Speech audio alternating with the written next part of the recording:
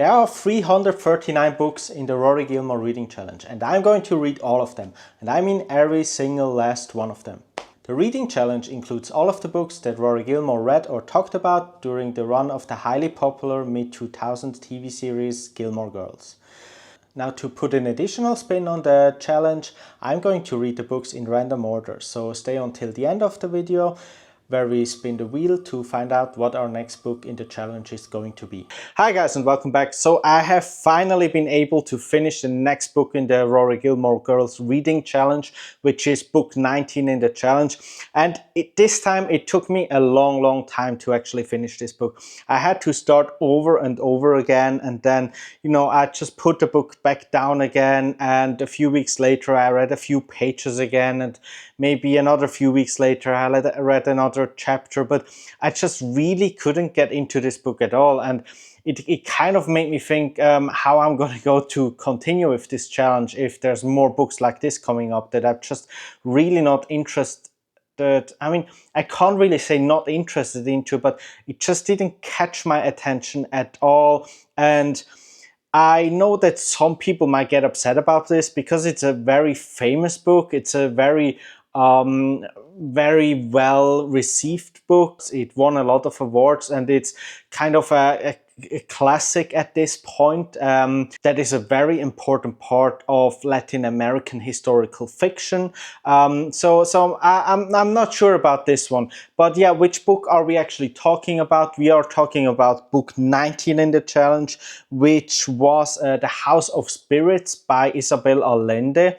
And The House of Spirits, it tells the story of 4 generations in the Trueba family during the political unrest, political kind of change and revolution within Chile. And it's told throughout a long period of time of all these 4 generations of the family. It's told from the point of view of mainly 2 people in the family.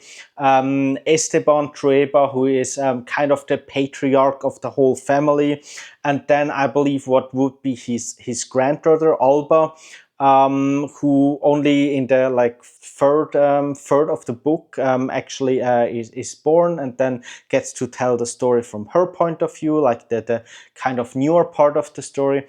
So while we are focused on these 2 characters, there's a multitude of characters in these books, and that's kind of what made it a little bit difficult for me. Yeah, so let's get into it. But before we talk a little bit more about what I disliked about this book, please remember to like the video, drop your comments below to let me know what you thought about The House of Spirits and where I may be wrong here in my assessment of the book. My main issue with this whole book is basically number 1 is the story, and number 2 is the characters, and number 3 actually is the kind of themes that the book touched upon and talked about. So let's start with the story. I understand why this book became so popular. It's written in the early 80s.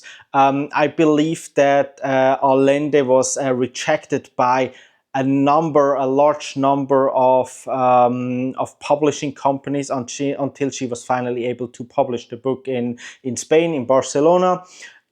Because there's a lot of sensitive topics in here. The thing is, the story feels very real, right? It's historical fiction, but we do know that she kind of incorporated a lot of her own experiences from her family and from things that she saw around growing up. So we do know that while it is historical fiction, there's a lot of truth, or at least amended truth, in this book here. So I think that's one part of it, that it almost feels like reading a biography, an account of the life of the Trueba family over these generations, right? And the thing with that is, we read about their hardships, about how difficult of a person Esteban was, how he was, building up his kind of world, everything around him, and everybody just, serving him and his desires, basically, and just trying to profit as much from everybody as possible. while at the same time still being a person that can get hurt quite easily, that is quite sensitive as well, while doing horrible things. But let's stay with the story. So the thing is, because it is told in very detail over these 4 generations, and it's not that long of a book, but it feels very much like just, reading some sort of diary, basically. And a diary of a life that, yeah, if you've lived it, it's an interesting life, all of their lives, and it's a hard life, but it's not the kind of story that I would feel exciting reading about. I would feel excited reading about. There's not a lot of action in here. I know that's not what the book is aiming at, and I'm kind of forced reading these books through because of the challenge, but it's also opening up my world a little bit to new genres and new books. And I did in the past enjoy some historical fiction, but this one was really not for me because it just felt so boring what was told here that is happening. It's like kind of like a step by step. Okay, this happened, then this happened, then this happened, then this happened. Or Esteban was a horrible guy. Here he did this to this person. Here he did this to that person, here he did this to that person, and a lot of the things that he did were so horrible I can't mention it in a YouTube video, but I guess you can imagine. So it's basically everything bad that you can do that Esteban did, and it's just this kind of account what he did, how he got into conflict with all the people around him, and how he's treated people poorly, and how that impacted the family throughout multiple generations, and how they tried to live their lives, and while at the same time dealing with a lot of changes in law, in perception, in revolution in Chile, between capitalism and communistic countries, basically. But it's mainly focused on the life of the Trueba family, while these things are happening around them. And the account of the Trueba family just felt very boring to me. I'm sorry to say. But yeah, that's mainly what I wanted to talk about the story. So nothing to add on there. If you look at the characters, like, I always get super confused when there's a lot of names, and especially here with like the interconnectivity with the people over multiple generations, because Esteban had some legitimate kids, some illegitimate kids, and then kind of how in the second generation they kind of interacted with each other.